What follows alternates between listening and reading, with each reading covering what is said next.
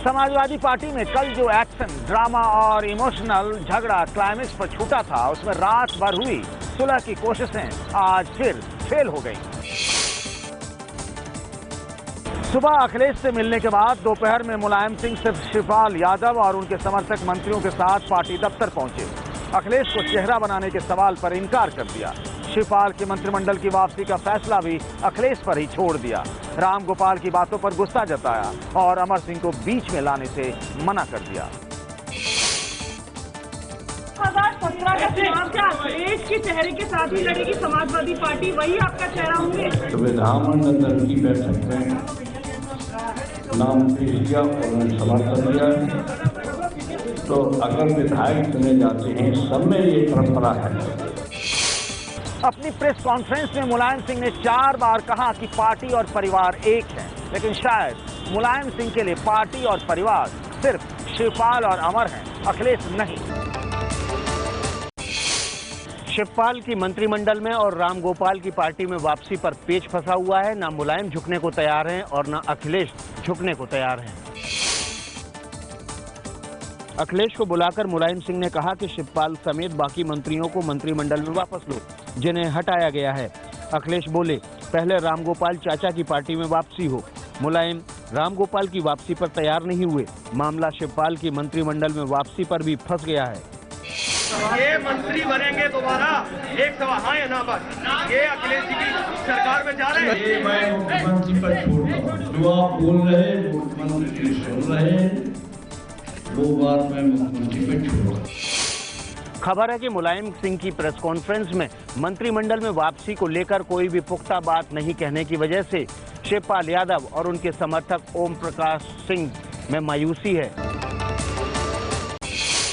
आज राम गोपाल यादव ने अमर सिंह को लेकर के भाई शिवपाल यादव और मुलायम सिंह यादव पर वार किया, तो मुलायम सिंह ने कहा कि राम गोपाल की बातों पर अब मैं ध्यान नहीं देता। जहां अखिलेश नहीं वहां Samajwadi, minus Akhilesh there is no Samajwadi party. लगता है अंदर से जलन हो रही है, होना नहीं चाहिए। कोई हर बाप ये चाहता है उसका बेटा उससे बढ़कर निकले, लेकिन यहाँ ये बिल्कुल उल्टा हो रहा है। जो खोटा सिक्का होता है वो असली सिक्का को बाहर कर देता है मार्केट से। रामगोपाल ने आज बयान दिया है कि खोटे सिक्के के चक्कर में असली सिक्के को पार्टी से बाहर कर दिया। उनकी बात का आपको मैं महत्व नहीं देता हूँ। राम गोपाल यादव ने कहा था कि अमर और शिवपाल कहीं जाकर के सभा करें और मेरे बारे में बातें करें तो उन्हें पता चल जाएगा। जवाब में शिवपाल यादव ने कहा कि राम गोपाल में हिम्मत है तो पार्टी ऑफिस आकर दिखाएं। कल मुलायम ने कहा था कि अमर सिंह ने उन्हें जेल जाने से बचाया था। इस बयान पर आज राम गोपाल गुस्सा हो गए। आज मुलायम सिंह यादव अमर प्रेम की गिरफ्त में नजर आए। राम गोपाल ने कहा कि जेल जाने की कहीं कोई बात नहीं थी, अमर ने सिर्फ नेताजी को गुमराह किया था। अमर सिंह ने आज एबीपी न्यूज नेटवर्क के अखबार आनंद बाजार पत्रिका को दिए इंटरव्यू में राम गोपाल को नपुंसक कह डाला। कोई ये कहे कि हमें बचा लिया सीबीआई से, कोई ये कहे कि मुझे कोर्ट से बचा लिया, इसकी मानी somebody has managed CBI और somebody has managed Supreme Court. It is a nonsensical statement.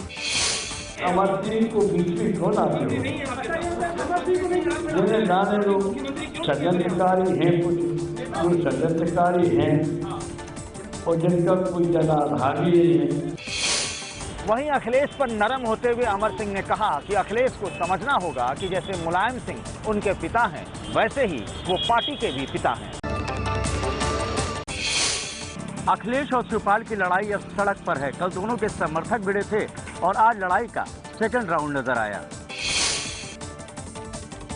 Mulayam Singh party दफ्तर में प्रेस कॉन्फ्रेंस कर रहे तो बाहर अखिलेश के समर्थक नारेबाजी।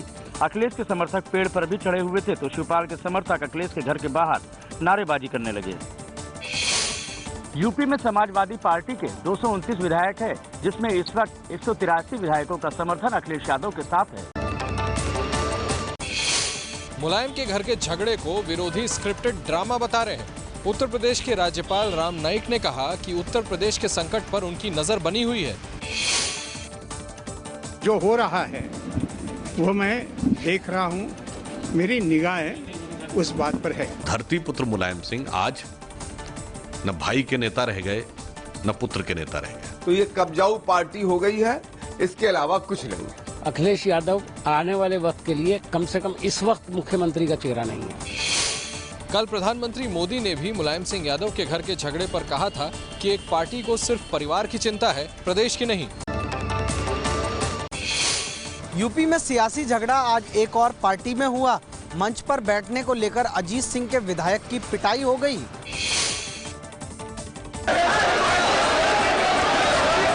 एक दूसरे का कुर्ता फाड़ते ये दोनों अजीत सिंह की पार्टी राष्ट्रीय लोकदल के नेता हैं। एक छपरौली से विधायक वीरपाल राठी हैं, दूसरे सोमपाल राठी। यूपी के बड़ौत में मंच पर आगे बैठने को लेकर दोनों नेता भिड़ गए।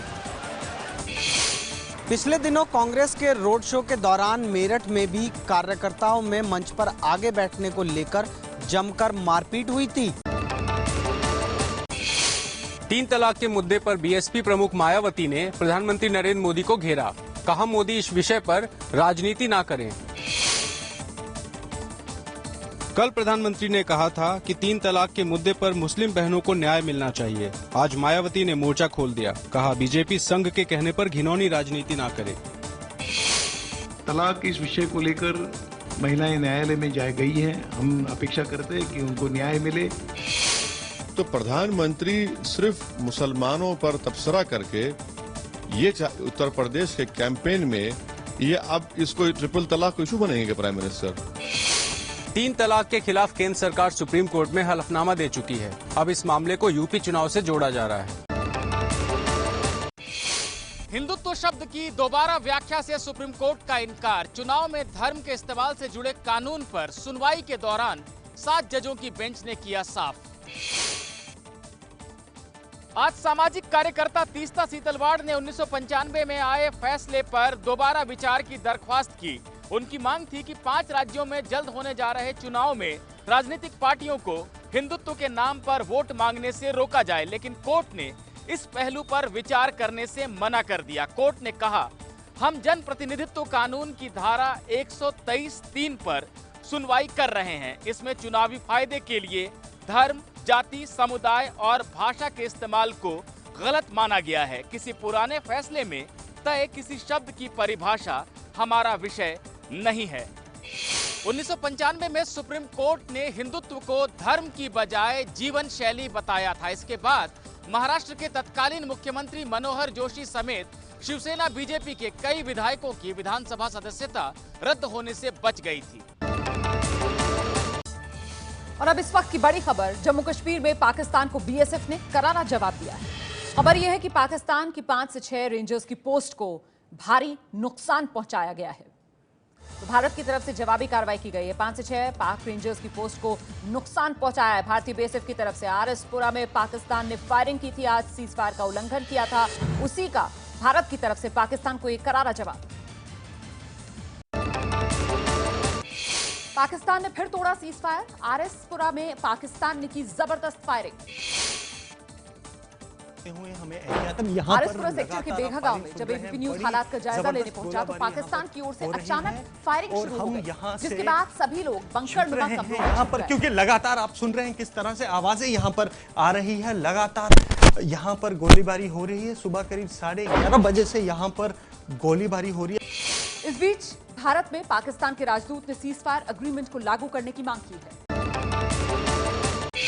कुरुक्षेत्र के पिहोवा कस्बे में शहीद सुशील कुमार का अंतिम संस्कार। नाराज लोगों ने पाकिस्तान के झंडे को मारे जूते।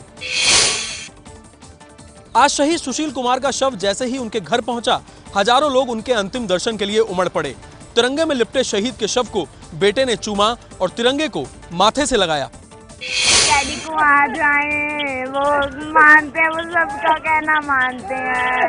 बुलाओ ना उन्हें, नहीं रह सकते हम उनके बिना। सुशील रविवार रात जम्मू कश्मीर में अंतर्राष्ट्रीय सीमा पर हुई फायरिंग में शहीद हुए थे। वो आरएसपुरा सेक्टर में तैनात थे। लश्कर ने खोली पाकिस्तान की पोल। हाफिज सईद ने पाकिस्तान में पोस्टर लगाकर ली उरी हमले की जिम्मेदारी। पोस्टरों में लिखा है कि उरी हमले में भारतीय सेना के कैंप में 177 हिंद फौजियों को मारते हुए शहादत करने वाले लश्कर तैयबा के शेर दिल मुजाहिद मोहम्मद अनस का नमाज जनाजा छिपकर पढ़ाई जाएगी।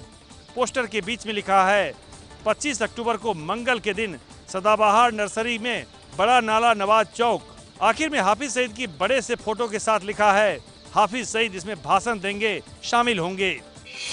18 सितंबर को जम्मू कश्मीर के उरी में आर्मी बेस पर हुआ था आतंकी हमला, जिसमें 19 जवान शहीद हो गए थे। पाकिस्तान के क्वेटा में हुए आतंकी हमले पर बोले रक्षा मंत्री मनोहर पर्रिकर, कहा आतंक को पालने वाले भी हो जाते हैं उसका शिकार। सोमवार रात को पाकिस्तान के क्वेटा में पुलिस एकेडमी पर हमला हुआ, जिसमें 60 पुलिस ट्रेनी और अफसरों की मौत हो गई। जब इस बारे में रक्षा मंत्री मनोहर पर्रिकर से पूछा गया तो उन्होंने भस्मासुर की कहानी सुना डाली। भस्मासुर का ये किया है, कभी कभी खुद जो चालू करते हैं। So I am not making it very clear that I am not referring a particular asur with a particular country. रक्षा मंत्री मनोहर पर्रिकर इससे पहले पाकिस्तान को जहन्नुम भी कह चुके हैं। पुरानी दिल्ली के नया बाजार इलाके में पटाखों के थैले में जोरदार धमाका, एक शख्स की मौत, कई घायल।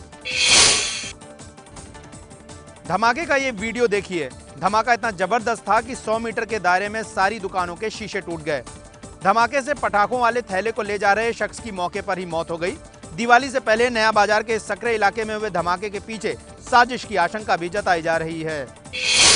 राजधानी पहले ही आतंकी अलर्ट पर है। ऐसे में देश के गृह मंत्री राजनाथ सिंह ने दिल्ली के पुलिस कमिश्नर से फोन पर बात की और इस घटना पर जरूरी कदम उठाने को कहा। बीजेपी नेता सुशील मोदी से जुबानी जंग में लालू यादव के बेटे और बिहार के स्वास्थ्य मंत्री तेज प्रताप यादव ने दिया विवादित बयान। यही नसीहत देंगे, आप पहले अपने यहाँ घर में देखिए, आप अपने पुत्र, आपके पुत्र नपुंसक हैं क्या, उनकी शादी कराइए। लालू जी के बच्चों में लालू का ही ना संस्कार होगा कि हम लोग का संस्कार होगा। जो गाली देना हो दें, मैं उनकी गाली का और इन बातों का मैं जवाब नहीं दूं। तेज प्रताप के छोटे भाई और बिहार के डिप्टी सीएम तेजस्वी को मिल रहे शादी के प्रस्तावों पर सुशील मोदी ने चुटकी लेते हुए कहा था कि तेज प्रताप के लिए शादी के प्रस्ताव नहीं आ रहे हैं, ऐसे में वो कुंवारे रह जाएंगे। महाआरती की तैयारी में केजरीवाल सरकार, 10,000 लोगों के बीच यमुना आरती करेंगे केजरीवाल। गंगा आरती की तर्ज पर केजरीवाल सरकार दिल्ली में यमुना आरती करेगी। इसके लिए सोनिया विहार घाट को सजाया गया है। इसमें 10,000 श्रद्धालु शामिल होंगे। इस दौरान केजरीवाल 5 किलोमीटर लंबे रिवर फ्रंट परियोजना का उद्घाटन करेंगे। यह अपनी तरह का पहला इकोलॉजिकल और बायोडायवर्सिटी आधारित रिवर फ्रंट होगा। दिल्ली सरकार का दावा है कि ये देश का सबसे खूबसूरत रिवर फ्रंट होगा, जिससे दिल्ली में पर्यटन को बढ़ावा मिलेगा। साइरस मिस्त्री की छुट्टी के बाद रतन टाटा ने पूरी तरह से टाटा समूह के अंतरिम अध्यक्ष के तौर पर कार्यभार संभाल लिया है। रतन टाटा सुबह टाटा समूह के हेडक्वार्टर बॉम्बे हाउस पहुंचे और समूह की कंपनियों के सीईओ के साथ बैठक की। रतन टाटा ने कहा कि पिछला भूलकर कंपनियां बाजार में अपनी स्थिति और प्रतिस्पर्धा पर ध्यान दे, अनुसरण की जगह नेतृत्व पर जोर रहे। टाटा समूह ने साइरस मिस्त्री को हटाने के विवाद में आज एहतियातन नेशनल कंपनी लॉ ट्रिब्यूनल और सुप्रीम कोर्ट समेत कई अदालतों में कैविएट दायर कर कहा कि इस विवाद में उनका पक्ष सुने बिना कोई एक तरफा फैसला न दिया जाए। साइरस मिस्त्री के शापुर जी पालन जी मिस्त्री समूह की ओर से कैविएट दाखिल करने की खबर आई थी, लेकिन बाद में समूह ने इस खबर से पूरी तरह से इनकार कर दिया। पीएम मोदी के जबरदस्त फैन निकले डोनाल्ड ट्रंप। दिवाली की बधाई के साथ पीएम स्टाइल में मांगे वोट। अमेरिका में रह रहे भारतीयों को लुभाने के लिए ट्रंप अब मोदी का सहारा ले रहे हैं। ट्रंप के एक विज्ञापन में शुभ दीपावली का संदेश दिया गया। फिर मोदी के नारे की तरह उन्होंने कहा, अब की बार ट्रंप सरकार। अब की बार ट्रंप सरकार। We love the Hindus. We love India. I'm Donald Trump and I approve this message. अमेरिकी राष्ट्रपति पद के रिपब्लिकन उम्मीदवार ट्रंप पहले भी मोदी की तारीफ कर चुके हैं। उन्होंने खुद को हिंदुओं का हितैषी बताया था। डिटेंशन पॉलिसी पर अब राज्य सरकारों को मिलेगा ज्यादा अधिकार। राज्य सरकार चाहे तो छात्रों को 5वीं और 8वीं में देनी पड़ सकती है अब परीक्षा। मानव संसाधन मंत्री प्रकाश जावड़ेकर की अगुवाई में हुई CABE यानी central advisory board of education की बैठक में ये फैसला लिया गया। CBSE की 10वीं की बोर्ड परीक्षा अब अनिवार्य होगी या नहीं, इस पर बैठक में फैसला नहीं लिया जा सका। CABE के फैसले को हरी झंडी के लिए कैबिनेट के सामने रखा जाएगा। उसके बाद ये फैसला लागू हो सकेगा। इसके लिए अब RTE यानी राइट टू एजुकेशन में कुछ बदलाव करने होंगे, उसके बाद ही ये अधिकार राज्य सरकारों को मिल पाएगा। उत्तराखंड की केदार घाटी में फिर मिले कंकाल। 4 दिन के सर्च ऑपरेशन के बाद 19 और कंकाल बरामद। ये केदार घाटी के माटा रूट पर मिले नरकंकाल हैं। यहाँ दोबारा सर्च ऑपरेशन में भी नरकंकाल मिले हैं। इससे पहले 31 नरकंकाल मिले थे। सभी का अंतिम संस्कार रुद्रप्रयाग में कर दिया गया। कल जो हमारी टीमें सर्च टीमें थी वो वापस आई है और जो 19 नरकंकाल मिले हैं उनका DNA सैंपलिंग हम लोगों ने कर लिया। ये वो नरकंकाल हैं जो आसानी से मिल गए, लेकिन आशंका ये भी जताई जा रही है कि कई ऐसी खाई में भी नरकंकाल पड़े हैं जहां पर जाना मुमकिन नहीं।